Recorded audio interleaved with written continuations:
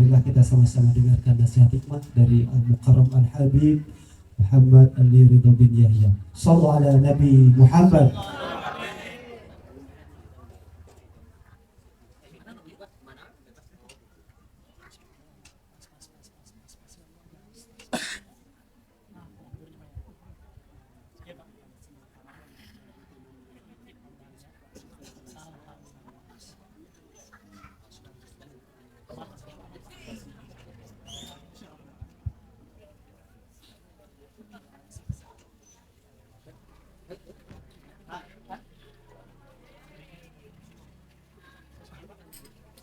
Bismillahirrahmanirrahim. Assalamualaikum warahmatullahi ta'ala wabarakatuh.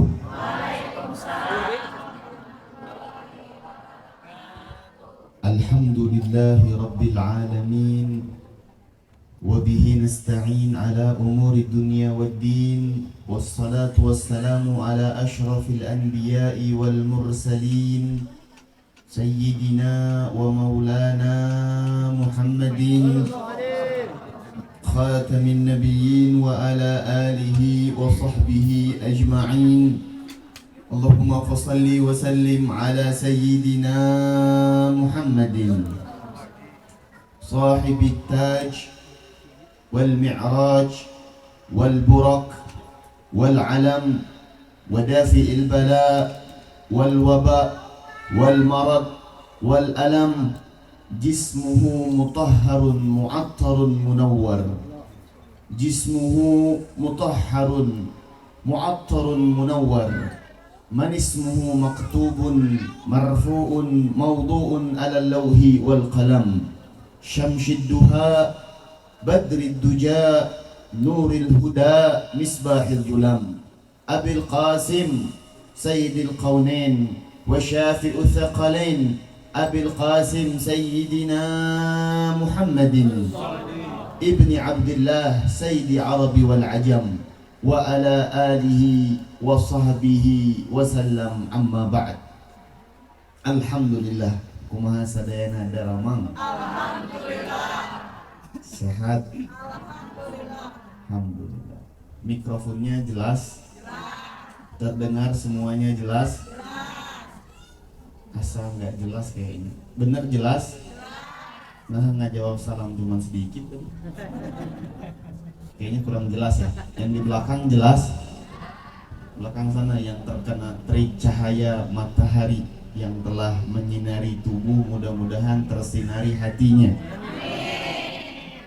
Dicekap pakai amin, jelas nggak? Jelas? Nah, itu jawab salam itu. Hah? Ya sedikit yang jawabnya, nah nggak serempak tadi jawab salam, apa kurang jelas? Ulangi, jika nonton video, diulangi bisa, diulangi, jawabnya, karena pahalanya besar. Duduk dari jam berapa tadi? Tuh, hampir 4 jam, masa ketinggalan dapat pahala jawab salam? Walaupun tadi mungkin di mukadimah udah diucapkan salam, tapi setiap kita menjawab salam pahalanya berbeda-beda. Pahalanya tidak sama. Ya, jadi siap menjawab salam? Assalamualaikum warahmatullahi ta'ala wabarakatuh.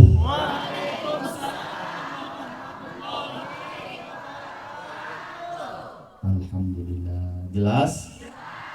Jelas? Hebat. PT Perdana can dijelaskan jelas. Luar biasa. Alhamdulillah. Alhamdulillah. Ini cerita sedikitnya. Saya tadi nggak datang sebenarnya. Telepon adik saya suruh gantiin di sini, tapi dia lagi ngisi acara di Al-Maqam. Ada acara kajian saya itu sebetulnya cuman digabungkan dengan salah satu acara haul pendiri Al-Maqam itu, pendiri yayasan Al-Maqam. Saya janji saya di situ jam 7 sampai setengah 9, pulang dari sana baru ke sini. Itu awal niat saya. Tapi qadarullah nggak jadi. Sehingga adik saya yang ngisi, saya minta dia setelah dari situ ke sini, dianya udah keburu ke Sompok, ada acara di Habib Umar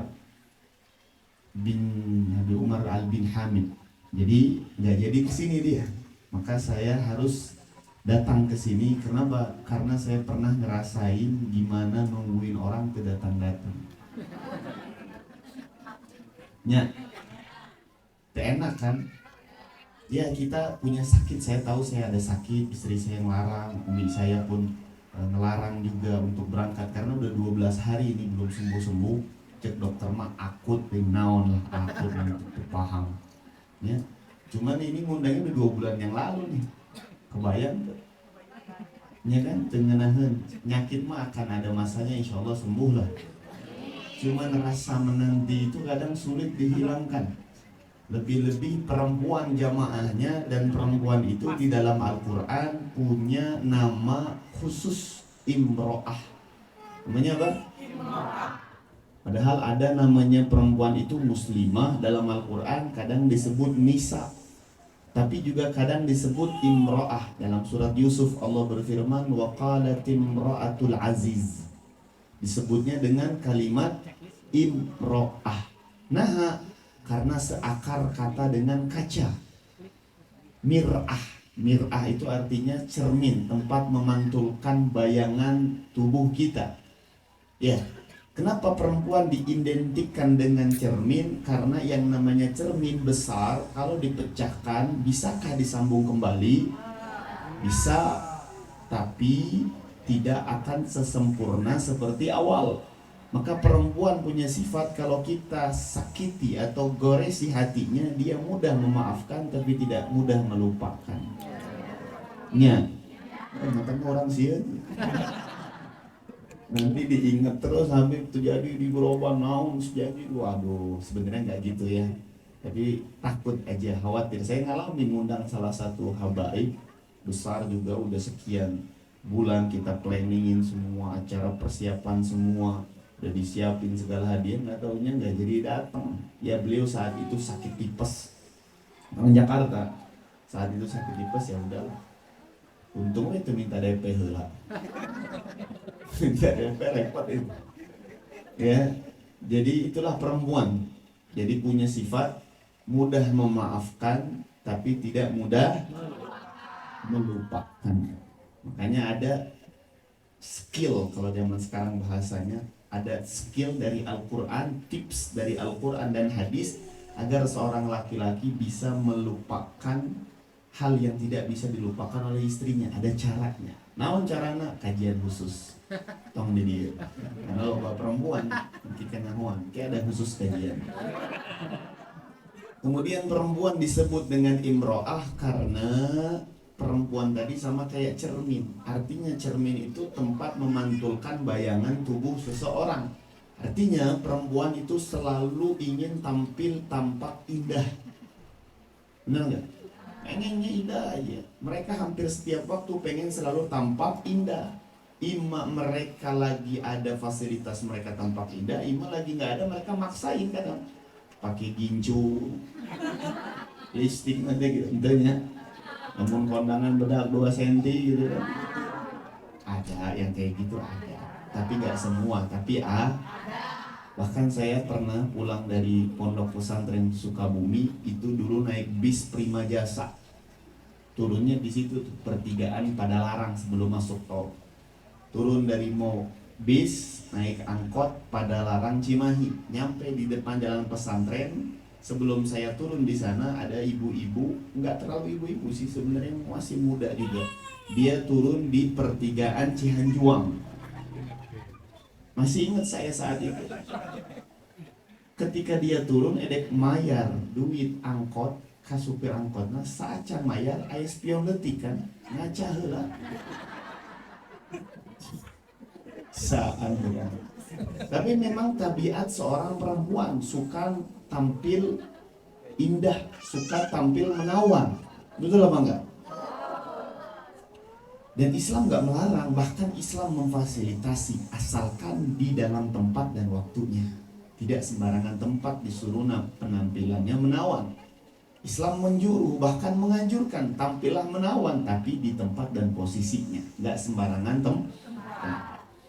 Ya, jadi itulah perempuan. Makanya nggak aneh kalau bapak-bapak pengen kerja masuk ke PT Perdana, baju kemejanya lecek, nggak sedikit disuruh lepas sama istrinya. Lepaslah setrika aja, karena dia suka keindahan. Mata natong aneh ibu-ibu saking suka keindahan kalau ngaji kerudung hiji ungu kabeh kudu ungu, kerudung hiji hejo kabeh hejo, kerudung hiji coklat kabeh, iya kan? Karena bagian dari keindahan. Mereka suka kafel-kafel seperti itu kan tampak indah. Cuman yang salah kalau saat kita belum diizinkan untuk tampil lebih indah, maksakeun kudu tampil indah. Dan jangan jadiin alasan karena tidak punya seragam tidak ngaji. Nah itu salah juga. Ya, jadi silahkan, Islam nggak pernah membatasi seseorang itu untuk tampil menawan, tapi Islam mengarahkan untuk tampil menawan pada tempat dan posisinya. Ya, di depan suami, di depan sesama perempuan is okay gitu. Jangan sampai dilakukan di tempat publik. Poinnya saya cerita ini. Yang pertama doanya jelasnya doa kencing sehat, cindamang. Karena saya biasa ceramah suara keras, ini nggak bisa keras-kerasin. Kalau keras naik lambungnya. Ibu tahu kalau lagi meres baju, siga gitu rasanya peresna. Cuman alhamdulillah lagi nggak kamu nih. Kalau nggak kamu siga diperes baju gitu. Sakitnya teh kayak kalau di sini kesandung, tiba-tiba kesetrum gitu. Persis kayak gitu. Rasanya kurang lebih kalau digambarkan begitu lah. Tapi alhamdulillah ini lagi enakan. Tapi saya nggak bisa pantangan. Dokter teh ngomong tong dahar sambal, asa tengenah. Makan nggak pakai sambal, asa tidur nggak pakai bantal. Jadi tadi dia asa kenikmat, benar nggak? Semalam saya di Subang dikasih pedak, dikasih sambal merah jeung teri. Wah barik alihnya madep langsung ngeri bu. Tengah-tengah acara saya sakit semalam, datang mantri, akhirnya alhamdulillah ada dokter gitu, akhirnya ya alhamdulillah lah. Itu yang pertama nyuhunkeun doa. Nu kadua tong bebeja jeung jelema almakom kada ya live stream. Kini itu cemburu itu. Ya habis aya naon cenah di dia hadir di ditu teh ha. Wah orang bicarekan. Di checklist saya. Nanti nggak bisa datang lagi ke almakom, habis pilih kasih katanya. Padahal nggak gitu kondisinya. Saya pikir di sana yang ceramahnya ada 6 orang. Ya Habib Alwi, ada Haji Aden, macam-macam. Enggak lah cukup gitunya. Di dia posisi dan itu di sana kan seminggu sekali saya. Di sini kan setahun ya belum tentu sekali, ya kan? Betul apa enggak? Nah, intinya pelajaran yang ingin saya sampaikan adalah terkadang kita itu menginginkan sesuatu dan kita punya pasangan menginginkan sesuatu, tapi sesuatu itu tidak akan terjadi kecuali kehendak Allah Subhanahu. Maka kita hanya punya dua aja, imma bersabar, imma bersyukur atas ketetapan yang telah ditetapkan oleh Allah Subhanahu wa ta'ala.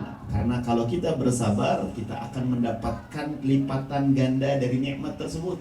Kalau Allah tetapkan kita di dalam keadaan penuh nikmat, kita bersyukur, la in syakartum zidanakum. Tapi kalau Allah tetapkan kita di dalam suatu keadaan yang Allah kehendaki tidak menurut hati kita enak, mungkin menurut hati kita tidak baik, sabarlah, karena Allah Subhanahu wa ta'ala berfirman dalam Al-Qur'an, innama yuwaffas sabiruna ajruhum bighairi hisab. Orang yang bersabar pahalanya itu gak ada batas. Kalau kita lihat dari matematika hitungan pahala dalam Al-Quran, man ja'a bil hasanah falahu asyru amthaliha. Ibu bapak yang hadir pada siang hari ini punya amalan sholat duha, itu di cashback pahalanya 10 sama Allah. Ibu bapak sekarang ngaji, itu di cashback sama Allah 10 pahalanya. Dikasih pahalanya oleh Allah 10. Ibu bapak sekarang sedekah, punya uang 10.000, disedekahkan 1.000, sisa sigana nuker gering ibu-ibu itu. Tadi matematikanya saya udah kasih. Manja abil hasanah falahu asyru amthaliha. Yang datang dengan satu kebaikan Allah cashback 10. Ibu punya uang 10.000, disedekahkan 1.000, sisa astagfirullah. Gering sih kan. Matematikanya udah saya kasih tadi. Sisa 19.000 karena Allah bilang cashback 10. Terpakai om itu 19.000. Terpakai om. Jelas nggak sih? Benar jelas. Ya, itu maksudnya buat umum semua kebaikan. Jadi saya kiasin ke sedekah karena kita paling sering hitung-hitungan kadang bab sedekah. Siapa orang yang nggak percaya surat Al-An'am yang tadi saya sampaikan ini, maka hukumnya kafir. Nggak boleh nggak percaya karena firman Allah. Betul apa enggak? Fatu'minuna bi ba'dil kitabi wa takfuruna bi ba'd. Nggak boleh kalian beriman hanya kepada sebagian ayat terus kufur kepada sebagian ayat. Enggak, seluruh Al-Quran wajib kita imani. Salah satu ajaran Al-Quran, kalau kita melakukan satu kebaikan di cashback 10. Yakin? Nah, itu pertanyaan. Namun percaya yakin? Tidak. Karena kita realitanya kadang walaupun udah percaya ayat ini akan meng-cashback apa yang kita punya jadi lebih banyak lagi, investasi yang sangat menjanjikan. Realitanya kalau disuruh sedekah, now, detik ini punya uang 100.000, 50.000, 20.000, 10.000, 5.000, 2.000, mana disedekahkan? Tong ngajawab, ngerakeun. Realitanya kita kalau ada yang minta-minta tuh di lampu merah atau ada yang datang ke rumah kita, berapa realita kita kasih? Dan itu kita pilih mana yang paling lecek. Ini teh ketawa benar apa aku? Nabi cuma ngasal aja ngomong benar itu. Jangan seperti itu. Keluarkan yang terbaik. Karena di dalam Al-Quran Allah berfirman, lan tanalul birra hatta bisa kita dapat pahala. Dan para sahabat memikirkan dan ideologi mereka dengan adanya yang menerima sedekah, maka kita memiliki al-barid. Bahasa mereka itu kita memiliki ekspedisi yang bisa mengantarkan kita memiliki pahala nanti di hari kiamat. Jadi penerima sedekah itu adalah ekspedisi kita untuk kita raih nanti pahalanya di hari kiamat. Maka yang menerima, bahasa mereka, lebih baik daripada yang memberi. Sehingga mereka kalau sedekah, mereka ulurkan tangannya, suruh yang menerimanya untuk mengambil dari atas. Tangan di atas lebih baik daripada tangan. Mereka kalau sedekah nggak pernah gini, nyodorin, ambil kan.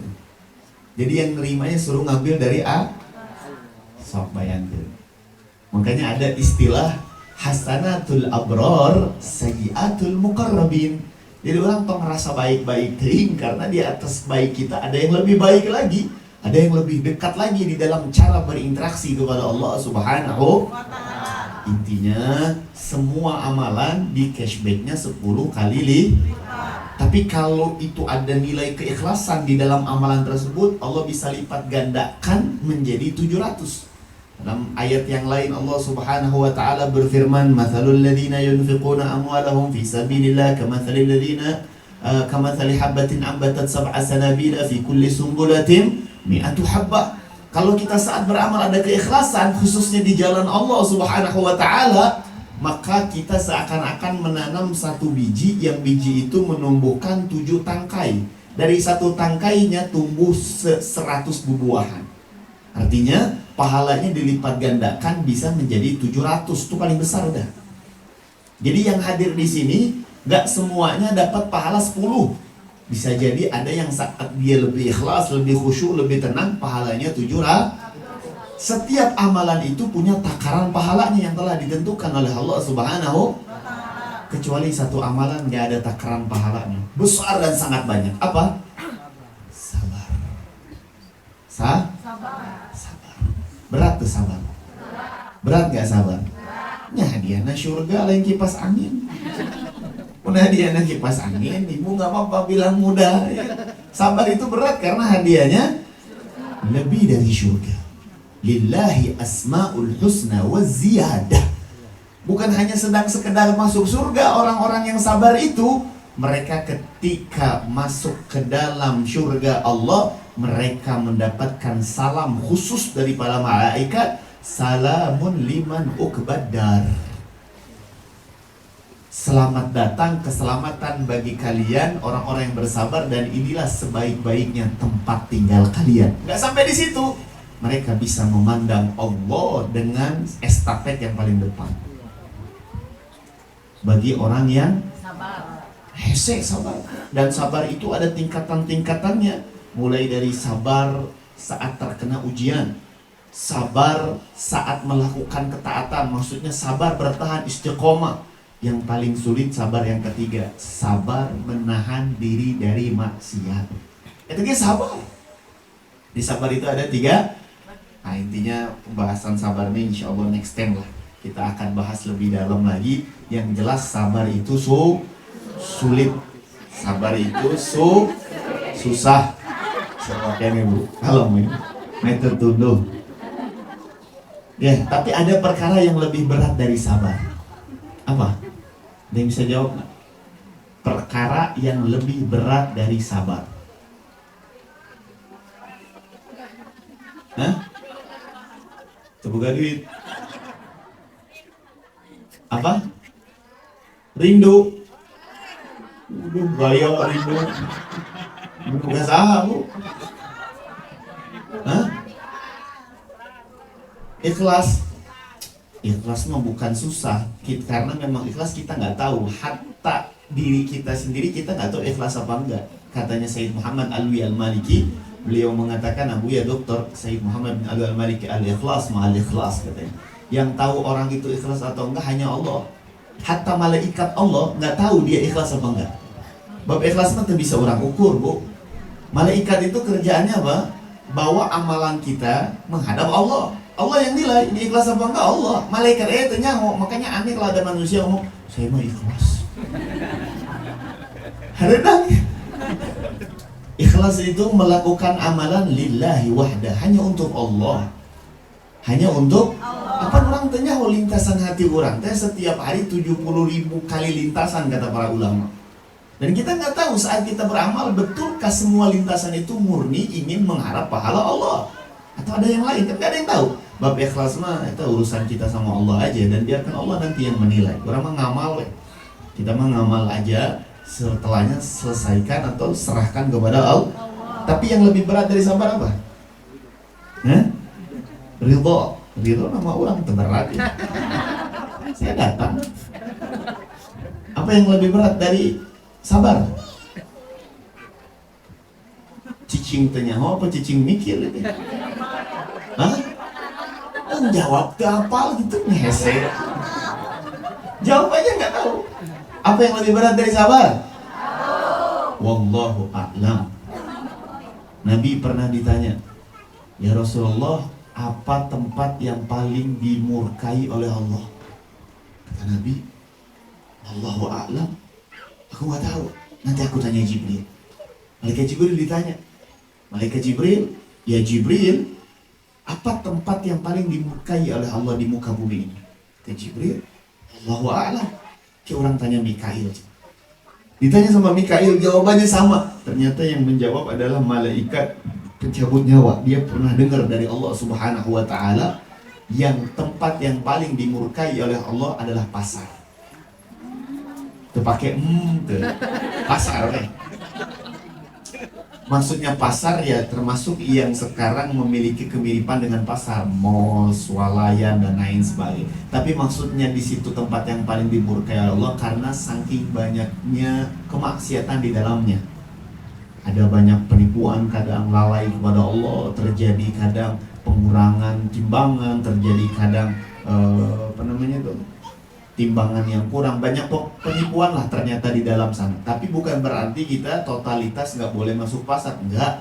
Nabi bahkan menganjurkan ada satu doa yang kalau kita baca saat masuk pasar, kita diberikan 100 pahala, diangkat 100 dosa, diberikan 100 derajat oleh Allah Subhanahu. Nah doa anak mau diajarkan ke dia, kayak langsung minta duit kasih bapak yang ke pasar. Doanya gampang, la ilaha illallah wahdahu la syarika lah, lahul mulku wa lahul hamdu yuhyi wa yumitu wa huwa ala kulli syai'in. 10 kali baca itu saat masuk saat masuk pasar. Jadi Nabi ngasih tahu tentang tempat yang paling dibenci oleh Allah, maksudnya lamun boga pasar atau di pasar hindari perkara-perkara itu. Karena bukan tempatnya yang Allah sebenarnya benci, tapi sifat-sifat yang ada di tempat itu jangan miliki. Maka sebaik-baik orang, kata Nabi, yang paling terakhir masuk pasar dan yang paling pertama keluar dari pasar bagi para pedagang, bukan yang datang. Namun datang kembali paling terakhir banyak sayurnya. Ya. Tapi poinnya saya ingin katakan apa? Nabi itu dijamin surga nggak? Dan jelas Nabi dan jelas Rasul, surganya dijamin melalui surat Inna a'tainakal kautsar. Surat Kautsar jaminan surga buat Nabi Muhammad sallallahu alaihi. Tapi Nabi teera ngomong wallahu a'lam. Padahal Nabi orang saha, Nabi lain, Rasul lain. Surga terjelas, hisab menegangkan. Ini hese ngomong wallahu a'lam. Jadi apa yang paling berat setelah sabar? Gitu, ini setengah tuh ngejawab lagi. Kurang jelas di belakang ya. Yang lebih berat dari sabar apa? Karena mengucapkan wallahu a'lam, kata sebagian besar para ulama, nisful ilim, setengah dari ilmu. Jadi kalau kita ngomong wallahu a'lam, berarti kita menyadarkan diri kita, orang itu apal, ayo berenya ho, orang hayang nuntut ilmu, orang hayang nyaho gitu. Saya mau tahu apa itu.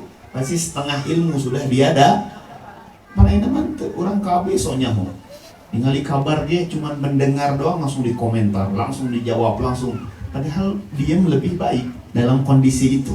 Dalam kondisi itu, maka nggak boleh nilai orang hanya dengan pendengaran. Karena kita banyak sekarang ngelihat orang lewat pendengaran. Saya teman tuh bagus, kabar berita lagi kieu. Padahal belum tentu itu kabar benar atau tidak. Makanya banyak orang sekarang benci sebagian habaib karena ngelihat habaib di sosial media. Mereka memandang kelompok-kelompok tertentu di sosial media, ya wajar mereka akan benci karena selalu mengedepankan pendengaran bukan penglihatan. Itu bahaya sekali. Nah, intinya yang lebih berat dari sabar adalah 50.000. Saya jawab. Lebih berat dari sabar 60.000. Tambahnya 100.000. Apa yang lebih berat dari sabar? Mau tahu? Mau tahu nggak? Ini berkaitan tentang Isra Mi'raj nih, yang lebih berat dari sabar nih. Karena sebenarnya judul kajian kita ini penutupan sementara, tawakuf sementara di tempat Darul Ghuraba, bukan penutupan di rumah. Enggak, di rumah tetap kudu zikiran, tetap kudu ngaji dan lain sebagainya. Dan judul kajian kita apa? Isra Mi'raj serta mempersiapkan diri untuk menyambut bulan Ramadan. Mudah-mudahan panjang umur. Mau pakai masker, mudah-mudahan panjang umur. Karena banyak orang meninggal karena engap. Ya, terusin. Ini nyambung nih, saya nanya tentang perkara yang lebih berat dari sabar karena nyambung dengan 3 judul kajian kita ini. Nyambung dengan 3 tema pertemuan kita kali ini. Jadi perkara yang lebih berat dari sabar, mau tahu apa enggak? Kurang semangat, mau tahu apa enggak? 50.000 kan? Nih, perkara yang lebih berat dari sabar, Allah firmankan dalam Al-Quran, wa innaha lakabiratun illa 'alal khashi'in. Ayat sebelumnya itu menerangkan tentang wasta'inu bis sabri. Kalau ingin minta perlindungan kepada Allah, minta perlindungan dengan 2 aplikasi ini. Aplikasi pertama namanya sabar, aplikasi kedua namanya sholat. Subhanallah, kita punya Allah, punya Tuhan, itu memberikan kemudahan yang sangat luar biasa. Karena 2 fasilitas ini mampu bisa dilakukan oleh setiap manusia. Coba Allah bayangkan kalau Allah bilangnya wasta'inu bisyam wassalah. Agak berat bu, karena gak semua orang mampu puasa. Gak semua orang kemudian bisa puasa. Atau Allah nyuruhnya dengan ibadah yang bagi sebagian perempuan gak bisa lakukan. Kayak puasa itu kan bagi orang haid gak boleh. Mereka kalau gak minimal, kalau mereka lagi haid gak bisa sholat, sabar.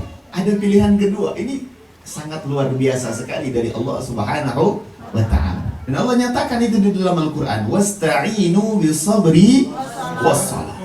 Kalau memang engkau ternyata sulit di dalam bersabar, laksanakan sholat, karena sholat akan membantumu untuk bersabar. Minimal kalau engkau sholat saat terkena ujian, saat engkau sedang bersabar meninggalkan maksiat, sulit. Kadang maksiat itu rasa di dalam hati, Bu. Jadi kita yang namanya khawatirul qalb atau lintasan-lintasan hati adalah sumber dari kemaksiatan. Jadi kalau ditanya kenapa orang maksiat, sumbernya karena ada lintasan di dalam hati. Lintasan ini datangnya dari siapa? Tenyaho. Ngomong alam nih ese. Lintasan hati maksiat itu datangnya dari siapa? Dari 3 faktor. Ini ilmu mendasar dulu. Ini kita di pondok-pondok kelas 1, maksudnya kelas di TK di pondok diajari tentang lintasan hati ini. Jangan sampai kita umur 40 tahun, 50 tahun lintasan hati nggak pernah tahu. Jadi yang selama ini kita lakukan ngapain jadi orang Islam? Nah, ulang mungkul apa kumaha? Bagus, sholawat sama Nabi adalah suatu hal yang terpuji khususnya di bulan Sya'ban. Tapi fungsi sholawat yang Nabi ajarkan agar kita lebih mengenal sosok Nabi, agar kita lebih mau mempelajari apa yang Nabi ajarkan. Salah satunya Nabi mengajarkan tentang lintasan hati. Lintasan hati itu ada 3. Lintasan hati yang buruk maksud saya. Kita maksiat itu sumbernya lintasan. Lintasan hati yang buruk itu ada 3. 1. Datangnya daripada bisikan syaitan. Datangnya daripada bisikan syaitan. Kita semua tahu ya, syaitan itu punya bisikan-bisikan kepada kita. Inna syaitan aduwwum mubin, kata Allah dalam Al-Quran. Syaitan itu adalah musuh yang sangatnya nyata. Dia selalu berbisik kepada kita. Alam ahad ilaikum ya bani Adam alla ta'budu syaitan innahu aduwwum mubin. Itu musuh yang jelas nyata. Jadi musuh kita itu lain orang yang, musuh kita itu bukan orang yang sesama manusia atau sesama orang muslim, enggak. Musuh kita itu bukan tetangga beli kulkas kita yang kedinginan. Musuh kita bukan juga tetangga yang beli kompor kita kepanasan, bukan. Musuh kita yang nyata adalah syaitan. Nah, syaitan ini punya bisikan, tiap hari dibisikin. Mulai orang bangun tidur subuh udah dengar azan bangun, tapi tetap tidur tuh dibisikin oleh syaitan, bahkan dikencingin kata Nabi sallallahu alaihi wasallam toiletnya. Jadi toilet syaitan. Sallallahu alaihi wasallam mengatakan pertama daripada bisikan. Tapi saya katakan sebelumnya, penting nggak kita mengenal lintasan hati dari mana? Penting nggak? Nah, penting dah, yang pokoknya mah geusnya eta buruk tinggalkeun.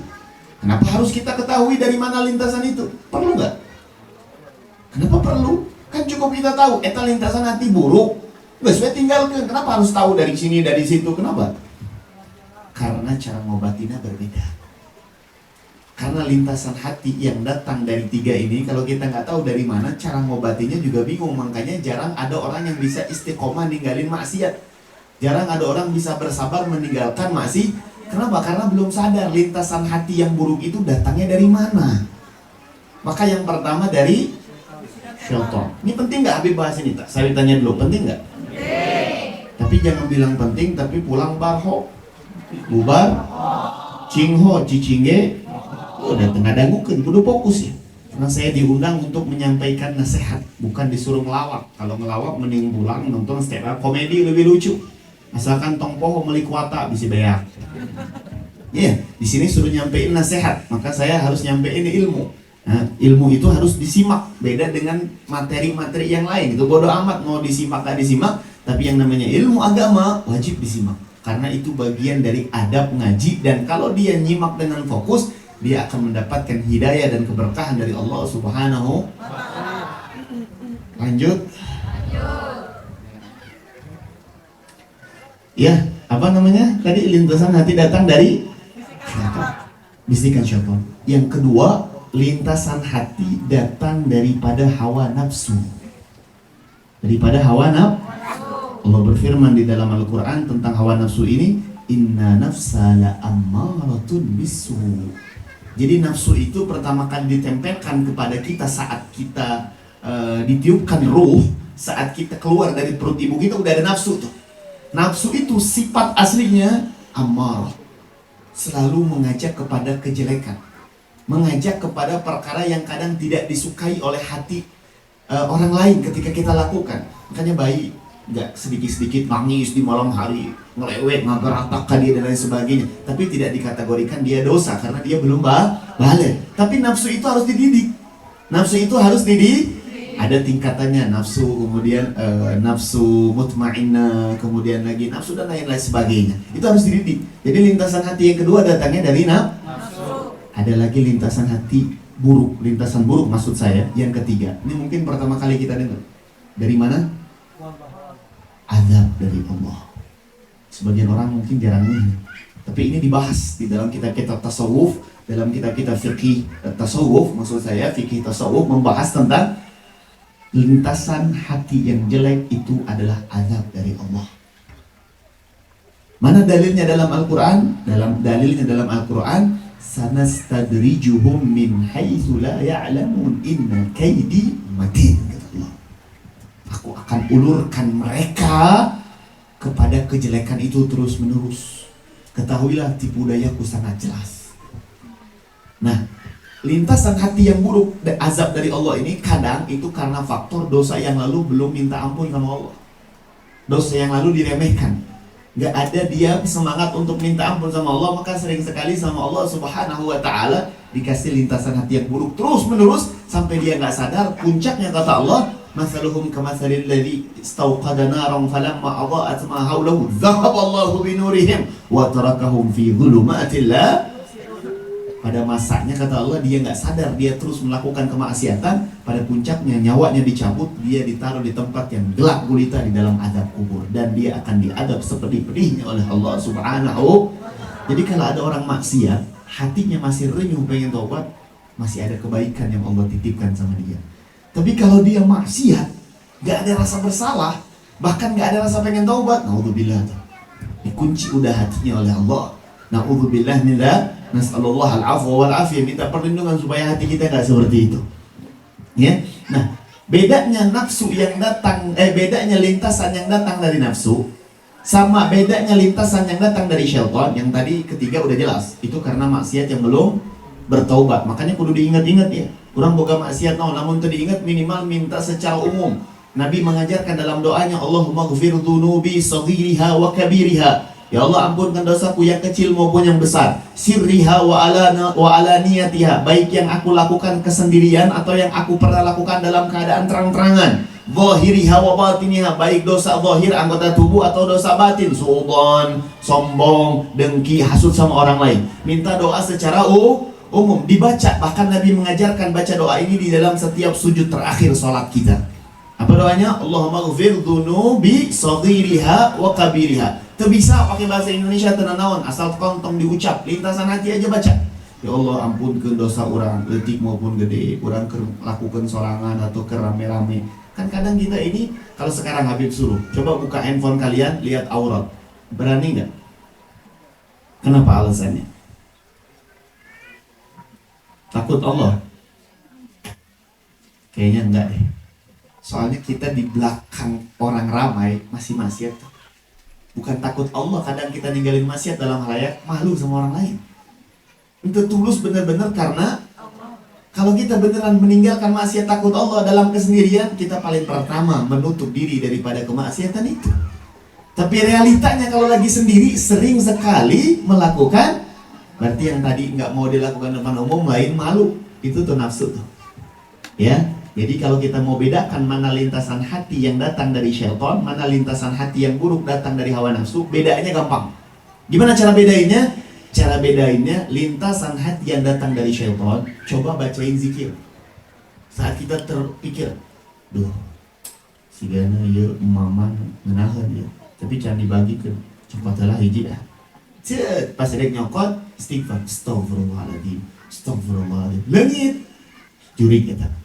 Itu berarti bisikan dari syaitan. Karena Allah berfirman dalam Al-Quran, inna kaida syaitan dhaif. Tipu daya syaitan itu lemah.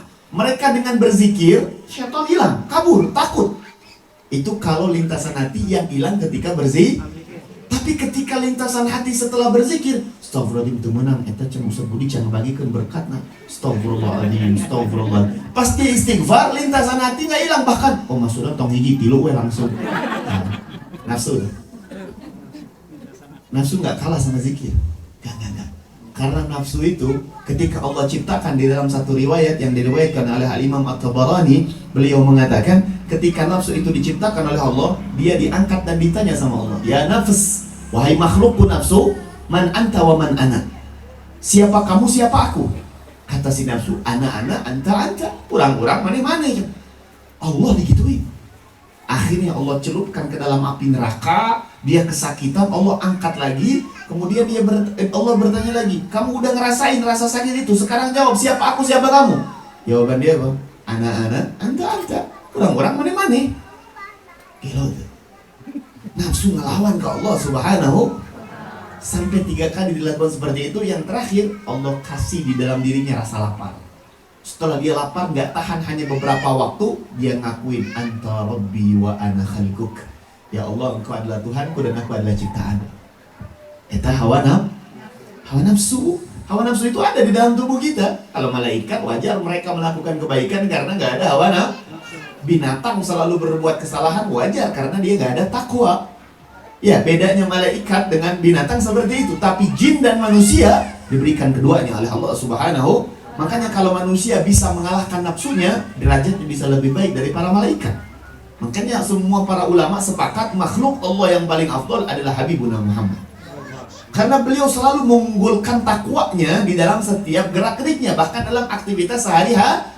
Sebaliknya, kalau manusia dikalahkan selalu oleh nafsunya dan nafsunya unggul, ulaika kal an'am bal hum adall, kata Allah. Mereka sama kayak binatang, bahkan lebih jelek dari binatang. Binatang mah paling jeleknya makan kardus, Bu. Saya umroh pernah di beberapa pelosok daerah Madinah, di Jalan Magnet situ, ketemu sama onta, ketemu sama kambing makan kardus. Binatang paling jeleknya hanya makan sama sesampahan. Di Indonesia dimanjakan bere ieu bere itu kan ya. Di sana mah enggak, makannya kardus. Itu binatang. Manusia disuruh bikin aspal, makan aspal dia. Jelek tuh manusia, garung tuh. Makan aspal, Bu, bener nggak? Nyawa tuh makan aspal. Redang kan, dana keluar 100 juta bikin jalan, dicokot gerak, diemamin, rakyat suruh 3M, anjena 17M, redang kan. Ulaika kal an'am, ketika nafsu udah mengalahkan hak takwa, lebih jelek dari binatang, kata Allah subhanahu. Makanya bahaya sekali. Dan orang sekarang banyak sekali mereka tidak pernah sadar akan nafsunya, padahal nafsulah sumber dari setiap kesalahan yang terjadi di muka bumi ini. Bayangkan, gara-gara nafsu yang tidak terdidik, banyak gak orang sekarang menganggap dirinya lebih mulia dari orang lain hanya gara-gara pakaian? Banyak gak? Padahal fungsi pakaian itu apa? Kita kira orang muslim, saya bicara umum nih, muslim non-muslim. Fungsi pakaian buat apa? Melindungi kulit dari cuaca dingin dan cuaca panas. Itu asli kebutuhan pokok manusia. Orang muslim ada tambahan nutup aurat, tapi semua manusia pada realitanya pakai pakaian hanya melindungi kulit daripada terik matahari, daripada cuaca yang di. Nah, ujug-ujug jadi kemuliaan seseorang terletak pada baju. Orang lebih mulia ti anjeun, nah baju orang branded, anjeun teu. Aji terletak kemuliaan di bawah. Al-Imam Juwaini, seorang ulama, teman terkenal, suka ngaco-ngaco lah, suka bikin kegilaan-kegilaan yang tujuan beliau bikin kegilaan tujuannya pengen ngedeketin umat sama Allah dalam kondisi bercandanya gitu. Tapi dibilang sama masyarakatnya suka rada-rada gila lah. Sampai pernah beliau mengumandangkan adzan Isya. Kemudian ini cerita pernah dialami juga di Surabaya katanya oleh Imam Ampel apa siapa, Imam Bonjol dan lain sebagainya. Ini imam azan dengan toa masjid saat itu jam 9 malam. Bayangkan, azan Isya jam 9, jam 10 malam. Apa yang terjadi? Orang kampung KB datang. Ketika orang kampung KB datang marah-marah, kamu ini gila, azan jam 10 malam dan lain sebagainya, ganggu orang, kamu ini gak tepat waktu. Wah, dikatain. Imam Juwaini jawabnya singkat aja. Kata beliau, nugelo saha urang apa aranjeun. Maksud ente naon? Keur tadi Isya azan urang datang hiji pun. Ayeuna jam 10 azan kabeh ada datang saha nu gelo, urang apa maneh? Nya. Iya kan? Beliau ini pernah melakukan sesuatu hal yang sangat luar biasa. Diundang di acara resepsi pernikahan di Mesir. Beliau datang pakai bajunya agak cumpang-camping, rambut belum disisir, bajunya agak bolong-bolong, gak diizinin masuk. Jangankan makanan catering, Beliau masuk aja nggak diizini, dilarang. Akhirnya apa yang terjadi? Beliau pulang ke rumah, minjem baju sama tetangga yang baru. Beliau berangkat lagi pakai jas, pakai baju yang bagus, rapi. Dipersilahkan jadi tamu paling depan. Bahkan disuruh makan cateringnya paling pertama. Ketika ngambil makanan catering, beliau ambil makanannya, rotinya beliau comot, dimasukin di dalam bajunya. Wahai baju makanlah, wahai baju makanlah, wahai baju makanlah. Cek orang-orang tuh, iya kunaun gelo cen. Nu gelo aranjeun jeung jelema catering ieu. Bieu urang pakai baju biasa teu dihormatin. Sekarang aku pakai baju bagus dihormatin. Berarti saat ini dia sedang menghormati bajuku bukan diriku. Gelo cen. Iya enggak? Itu karena nafsu yang tidak terdidik. Seseorang menganggap dirinya mulia atau tidak karena pakai. Unik kan? Bukan hanya bab pakaian, bab makanan. Makanan itu tujuannya apa? Menguatkan tubuh dan menghilangkan rasa lapar. Jadi dek mamna pakai nasi bodas jeung garam hungkul udah mencukupi. Tapi karena hawa nafsu yang tidak terdidik, makan nasi putih kudu ayam geprek, ayam ulek, ayam ngapung, ayam goreng, ping-ping geprek dan lain sebagainya. Hese jadi bahagia. Orang yang nafsunya tidak terdidik mau bahagia sulit. Kenapa? Kalau makan mikir nalila. Orang kudu makan di KFC na kudu di Kota Baru. Terus orang makan kudu dalam keadaan senja na kudu di pas datang kali itu tutup. Padahal kenikmatan sebuah lauk saat makan adalah rasa lapar. Ai lapar kabeh ngeunah. Bener deh. Tapi sekarang lihat, masya Allah, kuliner di mana-mana. Kita makin banyak makan yang macam-macam, termasuk makan sambal yang pedakar, pentingnya ngeunah. Nafsu itu. Betul atau tidak? Rumah. Tujuannya buat apa? Nih saya kasih tahu pokok manusia semua nih, bukan hanya orang muslim. 3 ini doang. Pakaian, makanan, tempat tinggal. Tujuannya apa? Melindungi daripada terik matahari dan hujan turun. Naungi kita, betul atau tidak? Menjaga keamanan sebagian harta kita dan lain sebagainya. Tapi lihat tiba-tiba berubah, yang tadinya rumah hanya untuk mencukupi fasilitas pokok berubah menjadi sebuah keadaan kehormatan seseorang terletak pada rumah. Oh, ieu mah leuwih mulia tuh urang mah di mana gedong. Di mana ya kolam renang. Di mana wallpaperna emas. Temboknya, dia punya tiang tembok yang dipegang 3 orang gak cukup, gede pisan. Pas asup, mau tinggal hanya pembantu. Yang punya rumah kemana? Teuing, gawe kaditu ngejar dunia sana sini. Orang ngejar dunia buat dia bisa kumpul keluarga, ini enggak. Semakin dia ngejar dunia sesuai janji Allah, makin diperbudak oleh dunia. Tapi itu semua karena hawa nafsu. Karena hawa nafsu inilah orang yang tadinya makanan hanya untuk menghilangkan rasa lapar, akhirnya KBE bermacam-macam sehingga terbuatlah yang namanya beras. Nanti beras ada pabriknya, dari pabrik satu ke pabrik satu, ngelihat ternyata ini lebih laku, ini lakunya ternyata nggak laku, bikinlah ternyata dukun dan lain sebagainya. Wah, ribut masalah makanan, ribut masalah. Semuanya pada intinya hanya kembali kepada 3 pokok tadi. Kalau ngelihat perang Ukraina yang aina jeung Rusia yang udah katanya ulang tahun 1 tahun, naon sebabna? Betul. Oh, lain. Pengen merebutkan kekuasaan biar nanam makanan pokok lebih banyak, pengen punya Palestina sama Israel naon direbutkan? Sebidang tanah, betul kabeh. Ujung-ujungnya hanya kembali kalau kita lihat lebih dalam dan telah lagi, ujung-ujungnya adalah karena faktor nafsu yang tidak terdidik. Bahaya tuh. Rugi tuh. Dan sifatnya nafsu ini kalau terus diikuti, Ibu ya, kalau terus diikuti yang namanya nafsu, pertama nikmatnya sementara. Kedua, kita nggak tahu kapan kita akan selesai dari nikmat itu. Pertama, nafsu itu nikmatnya sementara. Kedua, kita akan merasakan pembalasan daripada nafsu yang kita lakukan selama-lamanya kalau nggak taubat kepada Allah Subhanahu. Ini bahaya sekali. Makanya para ulama, mereka mendidik nafsu mereka sama kayak mereka mempelajari surat Al-Fatihah. Sering banget. Bismillahirrahmanirrahim. Alhamdulillah. Mereka mengajarkan anak-anak mereka tentang menjaga hawa nafsu sama persis kayak mereka mengajarkan anak-anak mereka surat Al-Fatihah. Hebatnya ketika nafsu udah terdidik, kadang perkara jangankan yang haram, Bu, jangankan yang makruh, jangankan yang haram sama makruh, perkara yang mubah saja yang tidak menghasilkan kedekatan sama Allah mereka tinggalin. Itu kalau hebat orang sudah nafsunya terdidik. Banyak waktu nanti. Lanjut apa cukup ini? Terakhir, seorang ulama namanya Imam Junaid. Allahu Akbar, Allahu Akbar. Azan dulu lah. Azan Madinah weh. Alhamdulillah. Tosnya cukupnya, insyaallah fahamnya. Apa? Apa tadi pahamnya? Lintasan hati itu ada.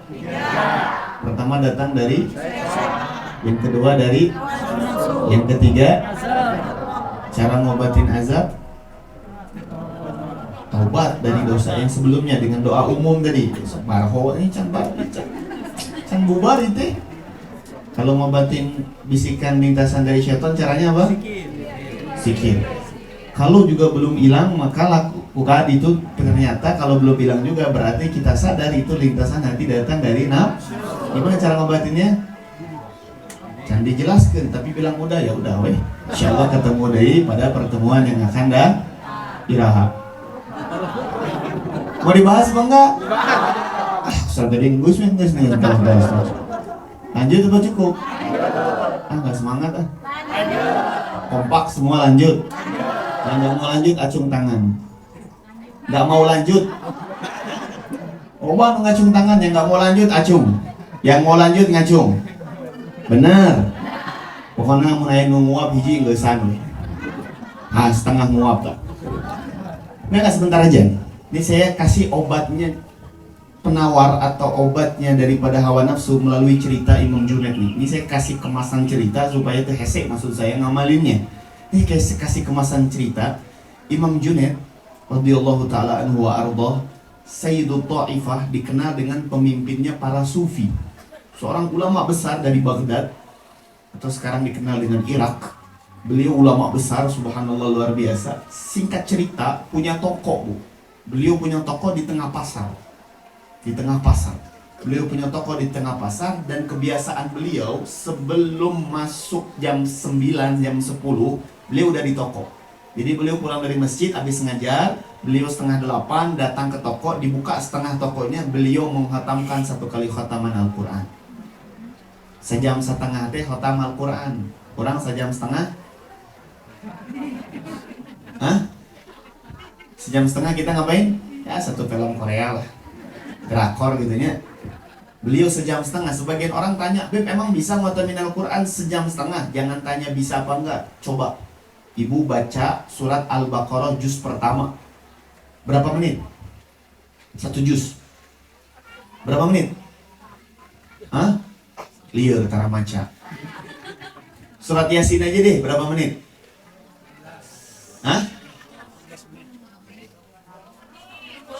10 menit? Lah deh. Baca surat Yasin 10 menit? Ya itu oke lah, cepat, itu termasuk oke lah, standar. Sebelumnya pertama kali baca surat Yasin berapa lama? Bisa 30 menit. Tapi kok bisa sekarang jadi 10 menit? Karena biasa dan lama-lama agak sedikit hafal. Sama persis Imam Junaid Al-Baghdadi. Wajar beliau pernah khatam Al-Quran sejam, 1 jam setengah khatam Quran, karena beliau pegang Quran zaman dulu sama kayak kita zaman sekarang pegang HP, itu pernah lepas. Kemana-mana mau Al-Quran kecuali ke kamar mandi. Al-Quran di mana-mana dibawa, nganggur sedikit baca Quran, nganggur sedikit baca Quran. Wajar, waktunya berkah. Sejamnya bisa khatam Al-Quran. Jangan tanya gimana, tapi itu bisa kita lakukan. Rabi'atul Adawiyah itu dikatakan beliau pagi khatam 4 kali khataman, pagi hungkul. Masya Allah, luar biasa. Kenapa? Itu ilmu barakatul wagat namanya. Dan kita semua bisa raih itu, asalkan orangnya daik. Cuman realitanya hari ini kita lebih banyak baca status WA ketimbang status Al-Quran. Bener tuh? Tong dibenarkan ya rakyat. Ya, itu Imam Junaid. Beliau punya kebiasaan seperti itu. Singkat cerita, ibu-ibu yang dirahmati oleh Allah, singkat cerita ternyata muridnya datang. Muridnya nih duduk sama beliau pengen belajar sebelum beliau ke toko, tapi lidahnya beliau nggak pernah berhenti ngucapin istighfar. Astagfirullah, astagfirullahaladzim, astagfirullahaladzim, astagfirullahaladzim. Quran udah ditutup tapi istighfar terus. Muridnya bingung. Imam dari tadi istighfar wae, Nabi aja istighfarnya 100, nih kelihatannya dari tadi istighfar gak berhenti-berhenti. Muridnya tumaros. Wahai guruku, punten, badai tumaros. Kunaon? Kenapa engkau nggak pernah berhenti-henti mengucapkan istighfar? Adakah dosa yang engkau lakukan? Kata beliau, ada. Apa? 10 tahun yang lalu yang sampai saat ini aku nggak pernah berhenti, hampir mungkin sehari 25.000 kali lebih beristighfar kepada Allah. 25.000 kali beristighfar sama Allah gara-gara satu maksiatnya 10 tahun yang lalu. Satu maksiat. Tahu nggak maksiatnya apa? Hah? Namun jawabnya Habib lulus yang lapar betul itu bisa diajak kompromi. Sengaja saya melihat nih, ibu kuat nggak nih nonton drakor kita berjam-jam kadang kuat ya. Sekarang kuat nggak? Nikmat nggak? Jujur nikmat nggak? Nikmat nggak? Nikmat. Berarti di dunia ini ada yang sama-sama nikmat tapi nggak maksiat. Ngaji, nikmat ngaji teh. Selama ini kita tahu nikmat itu nonton stasiun televisi nu aya lauk ngapung teh naon teu disebut lah. Nu jam 8 malam teh sok rebutan remote yang berdak nih. Nonton sinetron eta, tahu kan sinetronnya kan?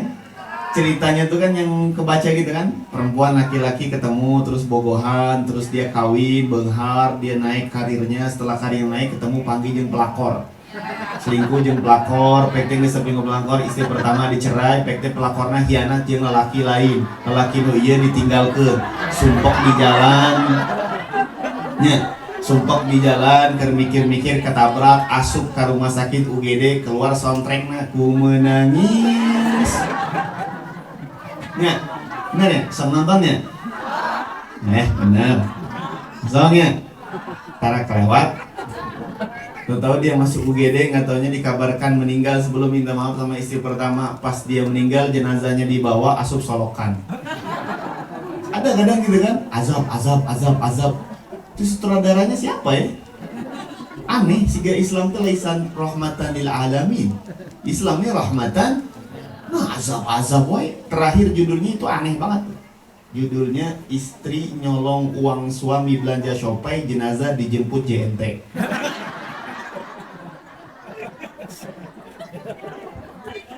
Kacau kan? Selain anaknya aja nggak ada.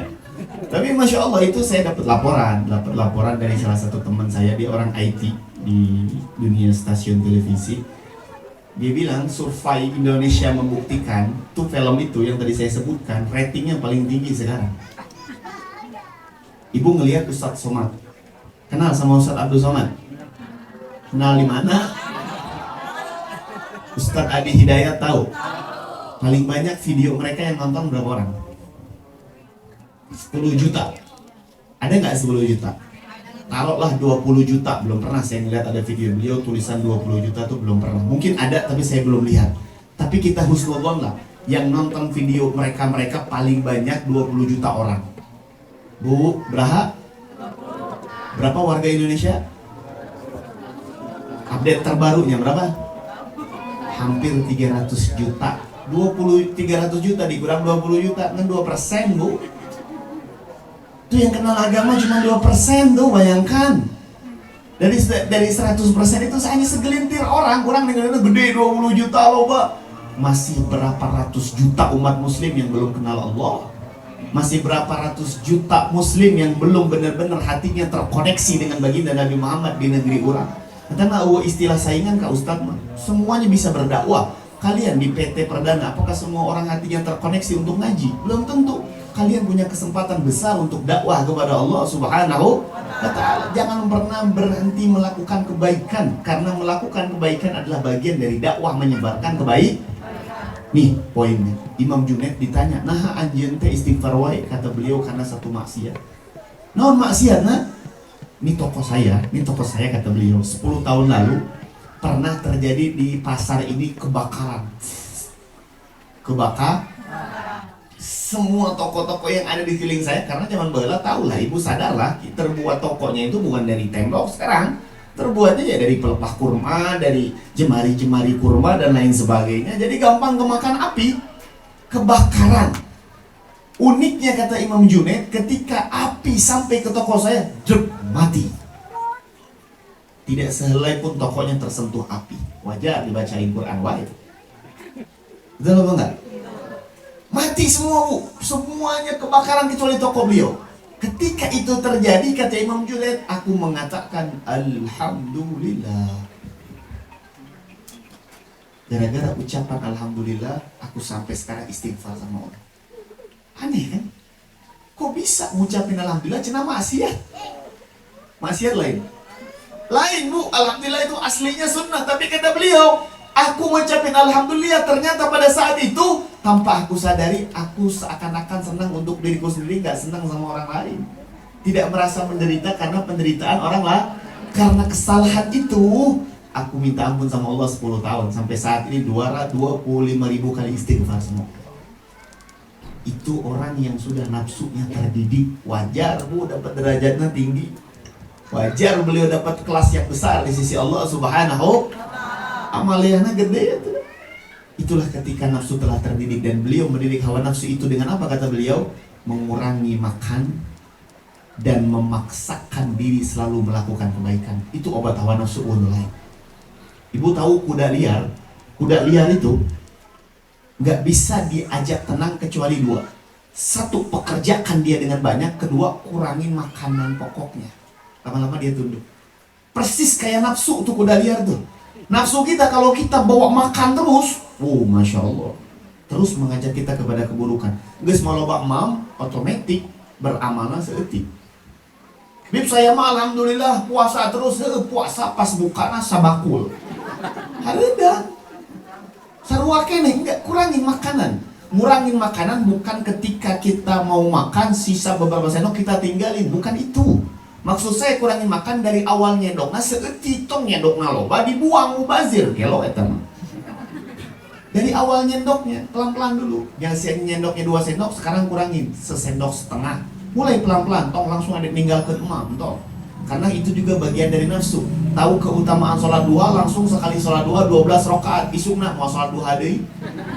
Mending mulai 2 rakaat heula. Saminggu istiqomah tambah 4. Seminggu kedua istiqomah tambah 2 jadi 6. Minggu ketiga males, minimal yang 2-nya gak ketinggalan. Istiqomah. Kurang kayak gitu, mulai makan kurangin 2 sendok dulu kurangin. Istiqomah 3 sendok. Tapi ada perjuangan karena Allah gak ngelihat hasil. Allah ngelihat perjuanganmu. Kalau engkau tulus di dalam memperjuangkan mengalahkan hawa nafsu, Allah akan membantu. Walladzina jahadu fina lanahdiyannahum subulana. Nah, cara kemudian yang paling sangat bisa menghilangkan setiap lintasan hati yang buruk, kata Allah, khusyuk di dalam sholat. Makanya khusyuk dalam sholatnya lebih berat daripada saat. Karena khusyuk di dalam sholatnya hese apa mudah? Bisa nggak khusyuk? Pan orang namun kira sholat Allahu Akbar, nu diingat utang bang emo lunas. Ya enggak? Kita kalau sholat pernah nggak khusyuk dalam sholat? Tegada dijawab, tegada. Introspeksi diri, weh. Selama ini mungkin kita nggak pernah terkalahkan oleh hawa nafsu karena kita nggak pernah khusyuk di dalam sholat. Memang dalam madhab Imam Syafi'i, rukun sholat khusyuk tidak termasuk daripada rukun sholat. Tapi Imam Ghazali menjadikan khusyuk dalam sholat bagian dari rukun. Bayangkan ternyata yang benar, ternyata nanti Imam Ghazali berapa banyak sholat kita yang gak diterima sama Allah karena gak ada khusyuk. Dan dalam mazhab Syafi'i walaupun bukan jadi rukun, gak jadi sempurna pahala sholat. Wajar banyak orang yang sholat, kata Nabi di akhir zaman dia tidak dapat apa-apa kecuali capek gerak badan doang, ruku sujud. Gitu aja. Khusyuknya gak ada. Gimana cara khusyuk dalam sholat? Inilah kajian kita pada masa yang akan datang insya Allah di PT Perdana. Kita akan bertemu lagi, saya akan jelaskan secara spesifik cara khusyuk di dalam sholat. Tapi sholat adalah buah hasil daripada penutupan kajian ini. Jangan sampai kita sering ngaji tapi tara sholat. Dan sholat adalah buah hasil dari Isra Mi'raj Nabi. Dan di dalam sholatlah kita akan berhasil nanti meraih medali takwa di bulan suci Ramadan. Karena dengan sholat semuanya akan merasakan kebahagiaan yang hakiki. Tapi kalau dia sholatnya nggak khusyuk, apalagi nggak pernah sholat, dia nggak bakal pernah merasakan kebahagiaan yang hakiki. Sehingga judul kajian ini nggak bisa terasakan nikmatnya kalau kita menjadi pelaku peninggal sholat. Mulai dari sholat. Jadi kalau kita mau berubah jadi lebih baik, bingung mulai dari mana? Rapikan sholat hukum. Sholat nih, tulis on time, tepat pada waktunya. Tulis bikin 40 hari centrang. Kalau orang gagal, coret yang jujur. 40 hari rapikan bab sholat. Lihat bagaimana Allah akan merapikan urusan kita. Nah, aina Habib tepat waktu. Definisi tepat waktu juga harus kita pelajari. Nggak seperti yang kita pahami, oh azan langsung sholat. Betul, mayoritas ulama mengatakan seperti itu. Tapi namun ngaji kia, ayat pengecualian. Yang jelas, jangan tinggalkan sholat. Jangan ketika kita sholat, Allahu Akbar, rakaat pertama udah dengar azan yang lain. Jangan ya. Dan kita kalau nggak pernah ngerapiin sholat, mau bisa baca Quran. Dalam sholat itu diajarkan baca surat. Lah orang ini lamun sholat baca surat naon? Inna atayna kulhu ayat favorit. Jangan baca surat yang lain, hafalkan yang lain. Kita baca di dalam sholat. Maka mudah-mudahan sholat kita disempurnakan oleh Allah Subhanahu wa Ta'ala. PT Perdana makin berkah, jamaah Majelis Khairun Nisa makin berkah. Semua yang hadir diampunkan dosanya oleh Allah Subhanahu wa Ta'ala. Ustadz Budi, panitia kita, ketuanya, dan semua yang berpartisipasi dalam acara ini diberkahi oleh Allah Subhanahu wa Ta'ala. Dilancarkan urusannya oleh Allah Subhanahu wa Ta'ala, diangkat segala penyakitnya oleh Allah Subhanahu wa Ta'ala. Dan mudah-mudahan kita menjadi golongan orang-orang ahli salat dan orang-orang yang khusyuk di dalam salat, orang-orang yang senantiasa mau memperbaiki salat. Ya Allah, ya Karim, ya Rahman, ya Rahim, birahmatika wa judika ya akramal akramin. Allahumma inna nas'aluka ilman nabiyyin wa hifzal mursalin wa ilhamil malaikatikal muqarrabin. Allahumma inni as'aluka ilman nafi'an wa amalan mutaqabbalan wa rizqan tayyiban wa na'udzubika min ilmin la yanfa' min qalbin la yakhsha min nafsin la tashba' ومن دعوة لا يستجاب لها. اللهم بارك في مجلس دار الغرباء وبارك في مجلس خير النساء وبارك في PT Perdana waj'alha min khairil umuri kulliha fi ta'atika ya Allah, wa barik fi umrihi wa barik fi umrihim wa barik fi amwalihim wa barik fi auladihim wa barik fi kulli lahadhatihim wa harakatihim wa sakanatihim ya Allah ya Allah ya Allah ya Allah. Ij'alna minal khairin nas fima yanfa'una minan nas. Allahumma ij'alna khairan nas alladhi yanfa'uhum lin nas. Allahumma ij'alna khairan nas fima yanfa'uhum lin nas. Allahumma barik lana fi Sya'ban wa ballighna Ramadan wa a'inna 'alal qiyam warruku' wasujud wa tilawatil Qur'an. وفرج عن إخواننا في فلسطين وفي سوريا وفي تركيا. اللهم فرج عن إخواننا في سوريا وفي تركيا وفي فلسطين. اللهم فرج عن إخواننا في سوريا وفي تركيا وفي فلسطين وفي جميع إخواننا في تشانجور ومن كان الذي يقع زلازل في بقائهم أن الله يرفع زلازل وأن الله يرفعهم البلاء والوباء والغلاء والأمراض والأسقام وجعلنا من أهل الخير وأهل التقوى. يربط قلوبنا بقلوب الحبيب صلى الله عليه وسلم على هذه النية وعلى كل نية صالحة على من هو أهلنا ورجالنا صالحون وإلى حضرة النبي محمد صلى الله على آله وبارك وسلم بسر الأسرار الفاتحة.